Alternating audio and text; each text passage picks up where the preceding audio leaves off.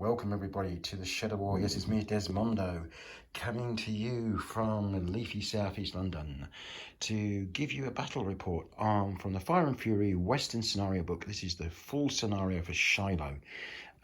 This basically puts on the biggest battle of the year at that point onto the tabletop. It's over 21 scenarios. It puts about 70 to 80,000 men are actually represented here. So this is a big battle, and there's a lot of figures, and you can see there's an awful lot of terrain, a lot of trees. At first glance, look extremely busy table, and it is.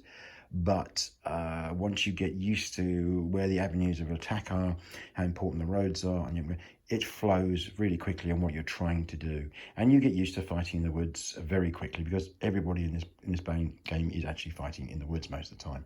So it all evens itself out. So really quick battle report. Now, at the end of turn 10 to 11, so it was turn 11, the Union line is holding. Sherman's division has been decimated, but it did a sterling job in stopping the Confederate attack here on the left. Just as I thought I had broken through by smashing Sherman, this second line came into being, and basically I've been dashing myself against that and not getting very far. What I'm going to have to do if we're playing this longer would be I'd be bringing up my artillery up to closer to the enemy, because visibility is only 4 inches, so you have to be damn close to them to be able to use your artillery. So they're great, but not an enormous amount of use until you get some open ground, which, by the way, if you look, there's quite a lot of it, those field areas, once you get past this line. But at the moment I'm struggling.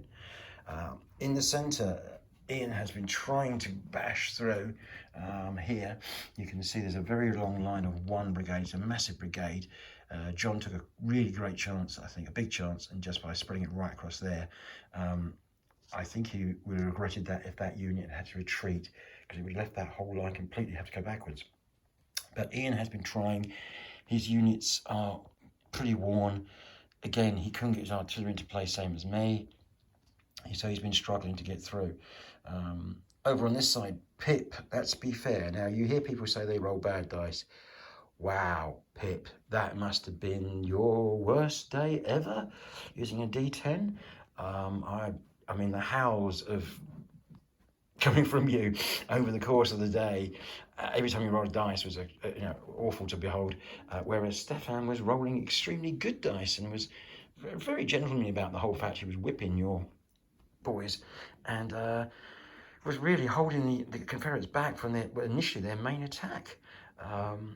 So you can see, if you can scroll slowly up, that's the Union line. It's pretty well holding, but Stefan quite rightly started to pull his troops back.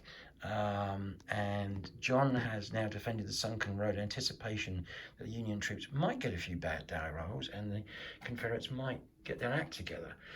I've got to be honest, I'm not sure that the Confederates have got that much they can do, other than hopeful at some really good D10 results that might break a hole or two in their lines.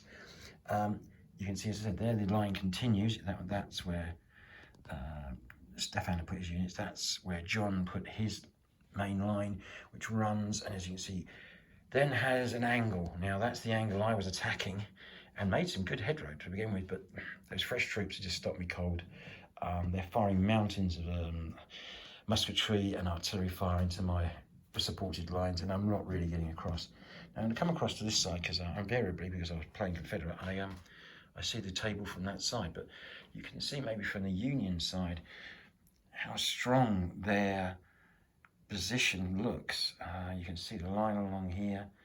It's, they've got troops then forward. They've got the sunken road. Yeah, the Confederates did not have a great deal of luck today. Today was yesterday. And this is why I love this scenario, and I recommend to everyone, please try it. There is a smaller scenario called the Hornet's Nest. That's really good. I've played that myself and thoroughly enjoyed it. But I would recommend trying this one if you can with a bunch of mates. There's only a 6x5 table. There's about 160 odd stands per side in 15mm or 6mm, whatever you're going to do it in. I think obviously you couldn't do this in 28mm on the size, this table size. There's so many little things that can happen that can influence this game and change it, the dynamic. For example, Sherman's division can be surprised and that affects their initial firing and everything when they come into contact with the Confederates. They did really well in their roles, so the Confederates didn't get the surprise they really thought they were expecting. There's things about the camps. Confederate troops just can't ignore the camps. They stop for a turn and loot them. So just when you think you've broken through, you run through a camp trying to get to the Union, you have to stop.